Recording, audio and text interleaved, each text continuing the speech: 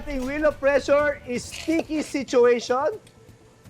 Mawawala yung mga gamit nyo na tongs, lahat yan, mga kutsilyo, di nyo magagamit yung mga sandok na yan.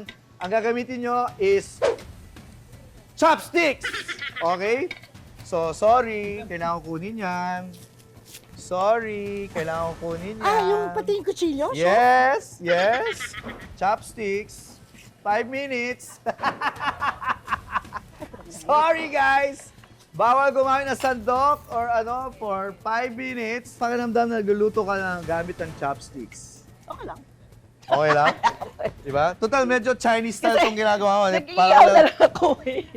Oo. Gusto mong hinaan pa to? Opo. Sige. Tsaka ito, chef, masyado malakas. Hindi, okay yan. Para medyo matusta siya. Maganda yan. Para yung grill na ano, tansyahin mo lang yung luto. Ayan. Sana tama yung ginagawa ko. Hinahati ni Pai. Sa Gamit ang kamay. Alam mo, ang galing mo na hiniwa mo siya beforehand. Kasi si Pai, ginagamit niya ngayon yung kamay niya. Well, kinamay ko yung paghiwa ko nung atay. Buti na lang medyo nalagyan ko na ng slit, yung ganon. Tapos iba, hindi mo kabisado kung saan mo kukunin. Yung kalamansi, di ba? Kasi yung buto, ayaw mo. Habang pinipiga ko, I was using my hands as a strainer. Naguhugas naman ako.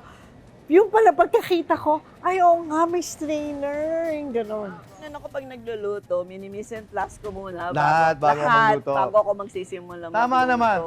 naman. Okay naman yung style na yun. Don't worry, meron na lang 3 minutes para sa ating sticky situation challenge. Ayan, medyo naamoy ko, sunog na. Di pa? Hindi pa. Okay pa. Yan, perfect. Para na rin tayo nag-ihaw. O, di ba? Ang hirap. Bango nung amoy. Di ba? Sa tingin ko, luto na yan. Oo, tanggalin na natin. Tanggalin natin. Sige. Meron na lang tayong 1 minute para sa chopsticky situation. After 1 minute, pwede na kayo gumamit ulit ng kutsilyo, sandok, kahit ano. Guys, bilisan natin kasi 20 minutes to go na lang.